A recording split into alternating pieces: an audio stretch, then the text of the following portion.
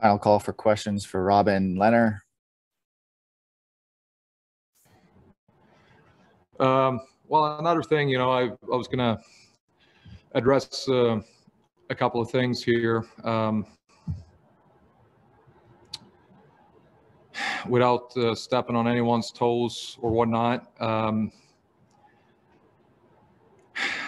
I feel like responsibility to say something here for myself and for other people throughout the league. And I understand that I will have haters and whatnot, no matter what stand on the subject I am on these things. But a month or so ago, when I got back from my concussion, we got approached to take the vaccine, and basically how that turned out was we were shown, guys, where the vaccine is available.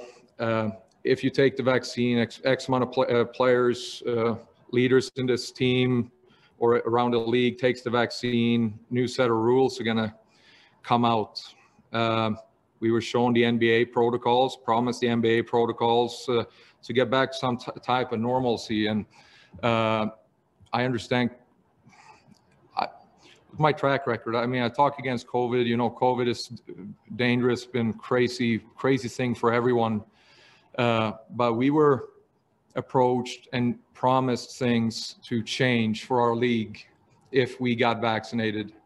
So after our second vaccination, 10 days after, we were going to start enjoying life again, because people don't really know. We've been in total isolation. We can't get out of our house. We can't go out of our hotel. We can't do anything. And it's been over a year now, and no one ever talks about the mental health impact about that stuff. And you guys might not have the statistics. I don't have the statistics. I just know people reach out to me throughout the league, throughout, normal people in all day life reach out to me, and I know, and I've seen the consequences of a lot of these things. And to be promised something's going to change, to take a vaccine, where some players were on the verge of even taking it. I was one of them that I wasn't sure, but I took it for my mental health. And when we did it, now they changed. Now they said it's not happening. I think that's wrong for first. But then I have a couple of calls with the league and with the NHLPA yesterday. And this is why I want to talk today, which makes me furious. And I don't care what happens to me or whatever people are going to do to me in the league or whatnot. I don't know. But they told me yesterday that they're surveying all the teams to see who has taken the vaccine and who has not taken the vaccines. And they're not going to change the rules for us as players until all the teams have have the vaccines at the same time. So it's not a competitive edge. And that made me go crazy, to be honest, because that shows me that now I've taken the vaccine, and it's been a tremendously hard time I can speak for myself personally, throughout this COVID thing with my mental health condition, being in isolation, getting these rules. I can't do anything by being in my home all the time, being in a hotel room all the time. And I talk to players around the league that calls me, and also people I've helped through the program and get help and all that stuff. I know more than a lot of people knows what's going on. And they're talking about competitive edge instead of human lives. Competitive edge, human lives. We're humans too. And not taking away everyone out in society, doctors, everyone that's had to sacrifice stuff, tremendous to them. It hasn't been fair. We've seen a lot of things going on. It's not been great. Some stuff, got to give credit's due. NHL's done some really good things too. I love this league. I don't want to destroy anything. I want this league to do good. But when I present that you put competitive edge, because some teams that has gone through the process still has to go through this mental health craziness that is a fact. it's killing a lot of people in COVID too. And we might see 3 to 5 years, how many people is getting on is drug addictions, how many people is going to commit suicide, how many people losing their jobs, businesses, all these types of things. And they talk about competitive edge instead of human lives. It made me really disappointed and emotional last night. And it was a lie to our face that do this and you will get this, and now it's not happening because of competitive edge. Where was competitive edge for Vancouver Canucks when they wanted, what was it, 3.5 weeks? They get one practice and play the best team, one of the best teams in the league in Toronto. What was it, like 2 games and 3 nights afterwards, what they had planned? Well, I mean, competitive edge when Washington suspended took away 3 of their best players, and they still played. We lost 1 player and they quarantined us for 1 week. Where was the competitive edge?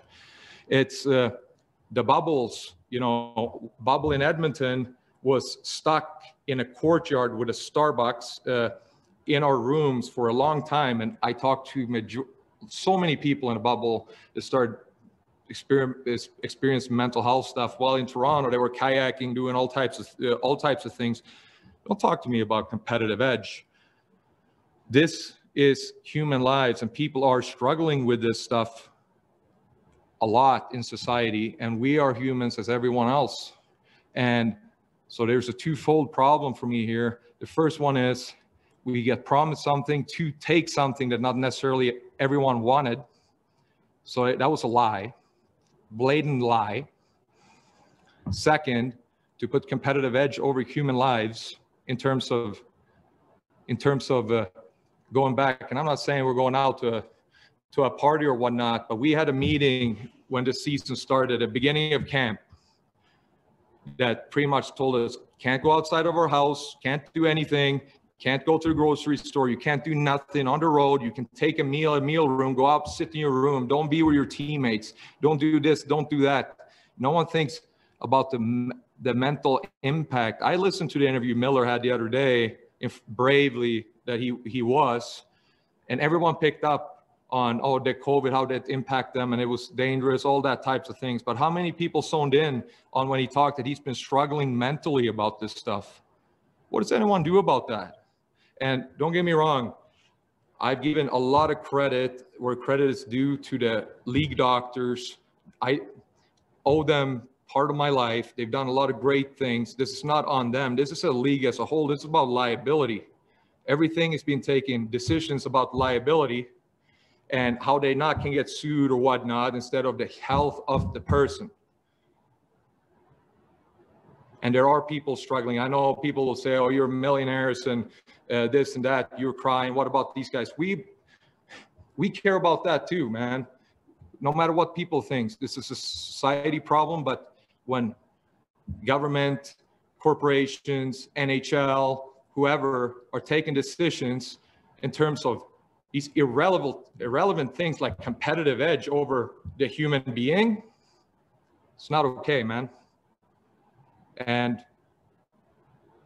I had to say something about that because I'm not alone in thinking this. And I think it's totally unacceptable. Look at the NBA, NFL, and the other leagues. They've already implemented these things. And now we are vaccinated and we're still going to be trapped in a prison. And I can talk about myself being a bipolar 1. It's been hard. I'm not saying it's hard for me or anyone else. But one of the biggest things to being bipolar, they tell you not to do, is isolation, self-isolation. I've tried to figure out a way for me to, as good as possible, perform, which I have done.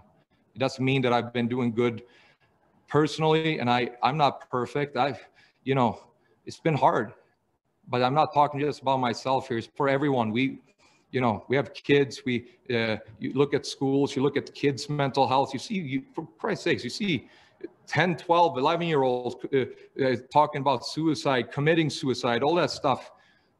The mental health impact in the world is going to be shown over the next 3 to 5 years. And those statistics are not just on who kills themselves or committing suicide right now. I had suicides in my family. I know what it's about. People develop things during isolations like this, like drug abuse, domestic violence, financial issues that cause bad anxiety leads to depression. All these things, traumatic stress leads to bipolar and all that type of things. So a lot of these things we might not see today in statistics, but we'll see it 3 to 5 years exactly what's happening. And I'm not saying don't focus on COVID. We have to, of course, but if you're vaccinated, and we have good doctors around us. We're in the NHL. We have some of the best doctors around us too that keeps telling us the statistics when you're vaccinated, all these types of things. Some point we got to start looking at the mental health of people around us, not just the NHL, but everyone in society, and see how can we start getting back to normalcy, because the problem is going to be huge. But being lied to us about things changing to kind of force us to take the vaccine, unacceptable. And to now, when we have taken the vaccine, to have the excuse of saying, nah, we're not changing because of competitive advantage, it's outrageous.